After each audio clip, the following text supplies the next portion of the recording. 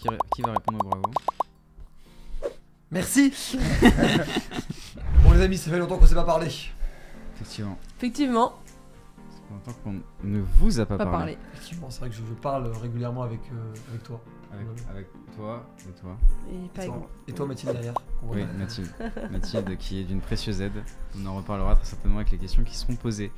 Alors, du coup, on vous a envoyé, enfin, on vous a dit qu'on.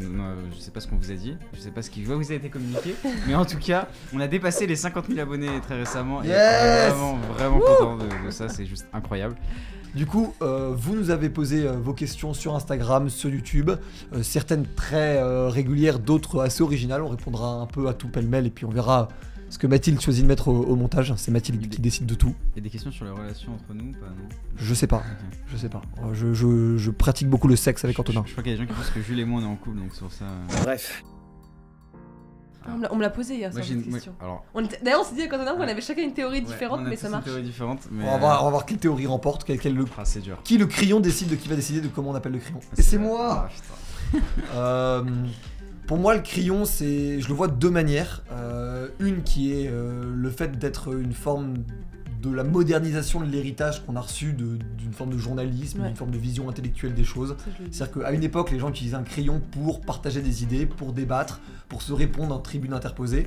Et aujourd'hui, nous, le crayon, c'est l'espace du coup vidéo, parce que c'est quasiment que ce qu'on fait, qui permet justement de ce débat d'idées et ces propositions politiques ultra diverses qui vont sur la chaîne. On a tous été marqués quand même par Charlie Hebdo et ce qui s'est passé en 2015.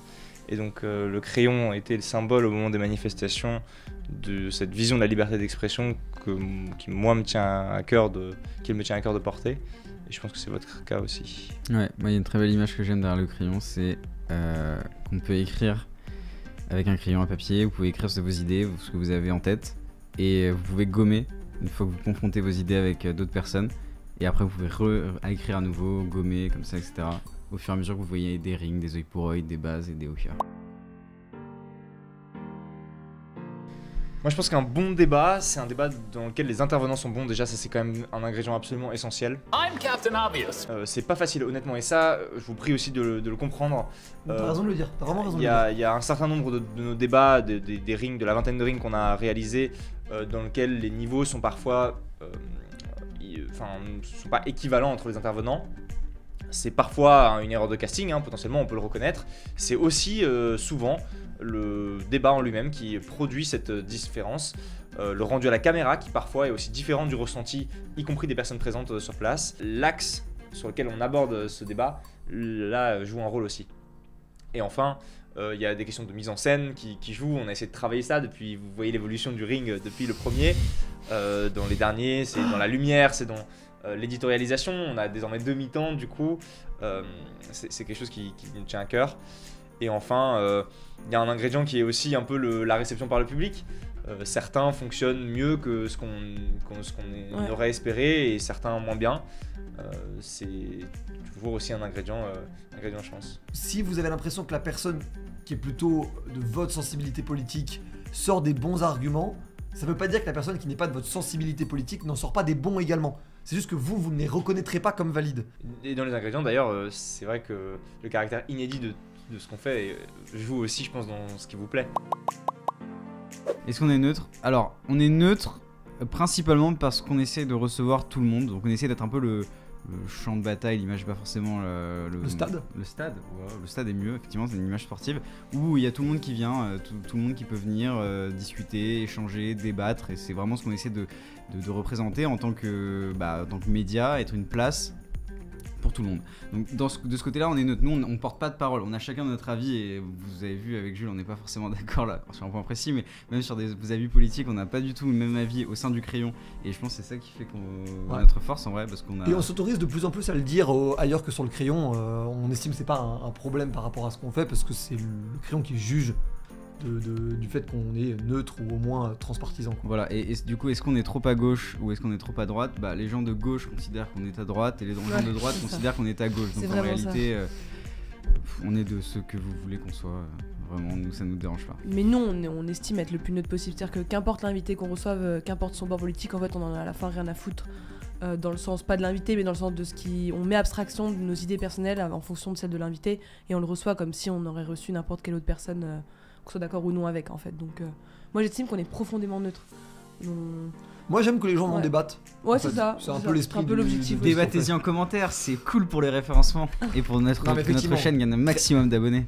Très bonne question. Est-on de droite? Est-on de gauche? Est-on neutre? Est-on rien de tout ça? Est-on macroniste? La YouTube Money, la question fatidique. Alors, est-ce que nous sommes richissimes ou est-ce que nous Qui va sommes... répondre sur nos finances? Qui veut gagner de l'argent en masse?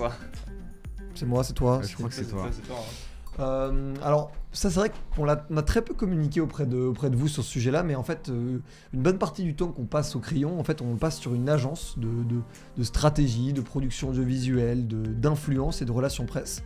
En fait, on travaille pour des entrepreneurs, pour des entreprises, pour des organisations aussi associatives, pour en fait permettre d'avoir des stratégies ultra qualitatives sur les réseaux sociaux et plus globalement en fait dans l'espace public.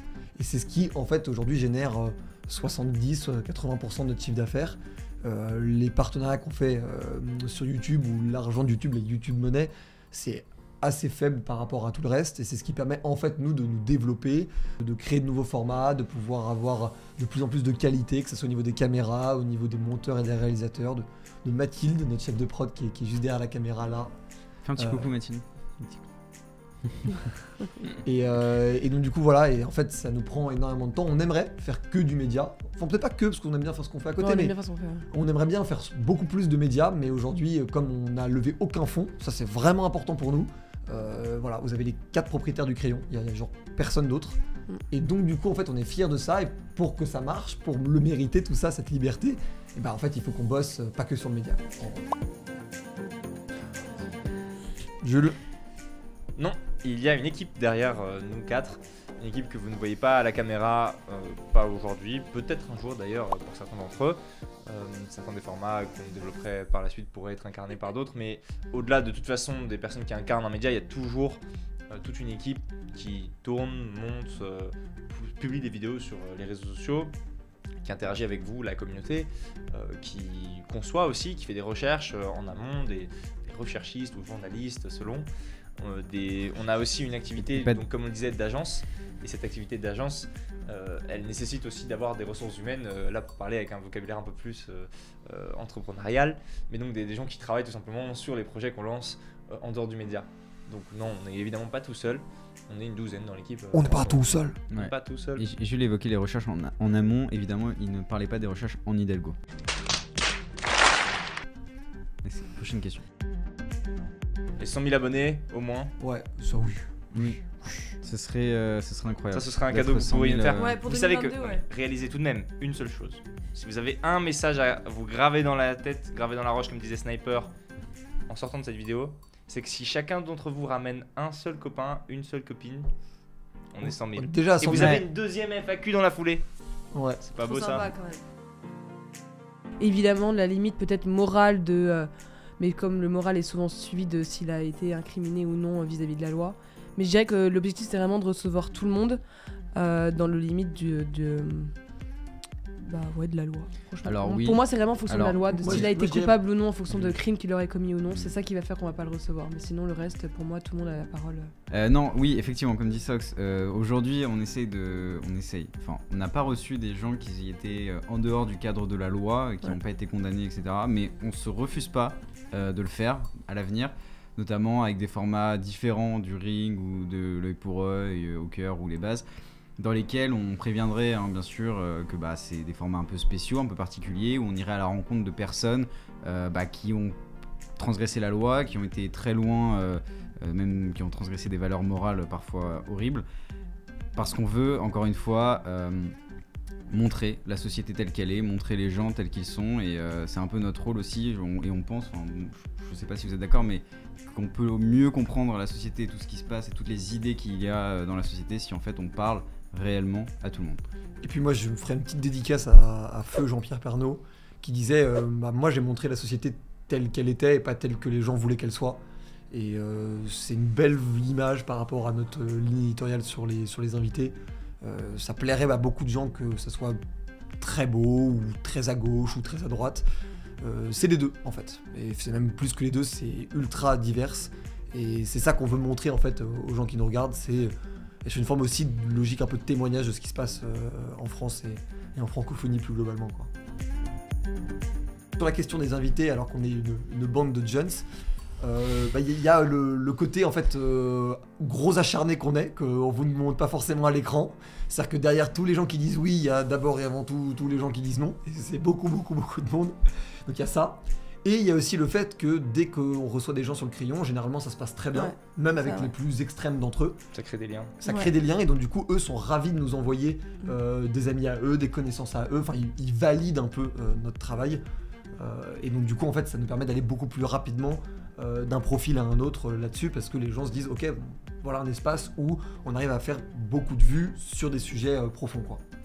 Voilà, et les nurchis du crayon, s'il y en a qui nous regardent, quand Val a dit d'habitude tout se passe bien, il y a un seul tournage où on a eu un petit souci où un invité est parti du ring. Type se Mais quitte le même, plateau. mais même avec cet invité, en réalité, en coulisses, ça s'est très bien passé derrière et on s'entend très bien avec lui aujourd'hui. Il n'y a pas eu de Il est soucis même là-dessus. revenu, Il du est coup. revenu pour Il tourner est le même revenu, débrief. c'est vrai. Écrivez en commentaire de qui il s'agit. Essayez de trouver. Si ouais. vous savez, ouais.